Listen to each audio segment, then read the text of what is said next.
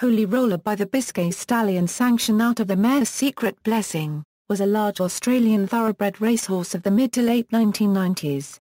He won 12 of his 26 races and had developed a cult following amongst Sydney race fans. Bred and owned by Woodlands Stud, Holy Roller stood 18.1 hands compared to the average thoroughbred at around 16 hands. His career highlights included wins in the Bill Ritchie Handicap and the Crystal Mile. Video of his last win, in the Waterford Crystal Mile here.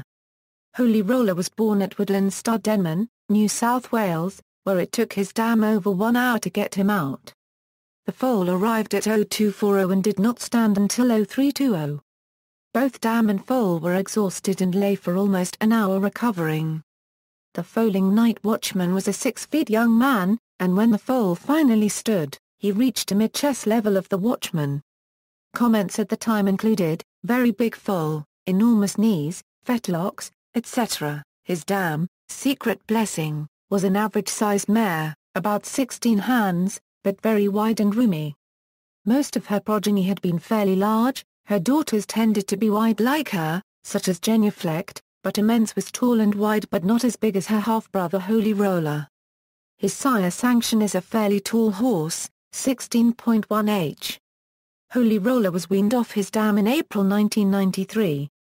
He was always very easy to pick out amongst the weanlings in a paddock. He was taller than the Clydesdale foal that shared the paddock. Woodlands Stud does not sell its yearlings but races everything it breeds. Trevor Lobb and their private trainer John Hawkes assess the youngsters in November and divide them into the appropriate groups for breaking in. When John Hawkes saw Holy Roller the first time, he said, "He would look good pulling a cart." The yearling was named for the evangelical preachers who used to roam the southern states of the USA, commonly known as Holy Rollers.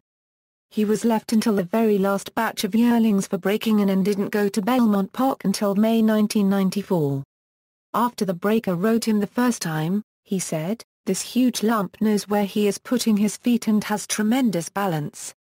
Holy Roller was gelded at an early age to try to slow down his rapid growth pattern, but it didn't work. At breaking in, Holy Roller measured 17 hands and weighed an estimated 660 kilograms. Each time he went out for a spell, on his return, he would be remeasured and always had increased in height. At the end of his racing career, he measured 18.1 hands. Holy Roller didn't start until he was a late 3-year-old. He then won at Canterbury and Moonee Valley. Holy Roller always had to race on the outside of the field to have the freedom to stretch out properly. If caught inside other horses, he would cramp up to avoid hitting the others. Jockeys who have ridden Holy Roller him say it was like riding in an old Cadillac, very smooth ride, tremendous suspension, but when the stride lengthens in the straight, they get whiplash in their necks. They also refuse to dismount straight off his back but rather get down onto a handy rail if possible, then drop to the ground. Another problem during a race was that the jockey was often unable to see horses in front of Holy Roller's neck and head, and would have to trust to the horse to get around and past the smaller horse safely. Jockey Larry Cassidy said often he would ask Holy Roller to go forward in a race but the horse would refuse, then move out sideways, and Larry would realize there had been a normal-size horse in front of him but not visible from the saddle. Holy Roller created extra work for farriers.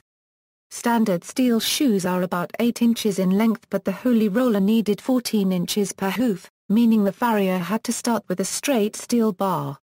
Upon his retirement, his owners Chicken Kings Jack and Bob Ingham, donated Holy Roller to Rod Hall who was looking for a big horse to compete at dressage and eventing. References: Holy Roller's pedigree and partial racing stats.